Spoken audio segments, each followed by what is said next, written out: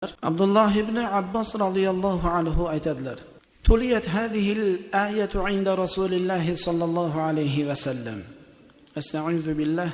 Ya ayyuhan nasu kulu mimma fil ardi halalan tayyiban wa la tattabi'u khutuwati ash-shaytan innahu lakum 'aduwwun mubin. Sadaqallohul azim. Rasululloh sallallohu alayhi va sallamning huzurlarida ushbu oyati karima tilovat qilingan edi, o'qilgan edi.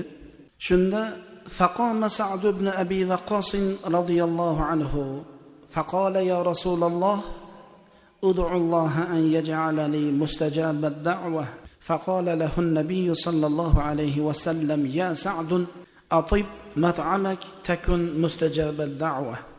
Oyati karimada Alloh jalla va ala ey odamlar, yerdagi narsalardan halol pok narsalarni sizlar iste'mol qilib, tanovul qilib yenglar.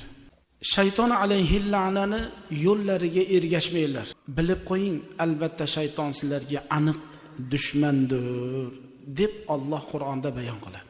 Shu oyat o'qilganda Sa'd ibn Abi Waqqas radhiyallohu anhu o'rinlaridan turib, "Ya Rasululloh, Alloh jalla va aloga duo qilib bersalar meni haqqimga, duosi ijobat bandadan bo'lmoqligini Xudodan so'rab bersinlar" deb o'rinlaridan turuvdilar.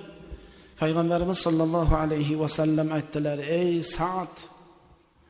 Sa'd ibn Abi Waqqas, yeyotgan taoming pok bo'lsin, halol bo'lsin, duosi ijobat bandalardan bo'lasan dedilar. Qisqa gapda, ey Sa'd, seni yeyotgan taoming halol, pok bo'lsa, seni duoing ijobat bo'ladigan odamlarning safida bo'lasan dedilar.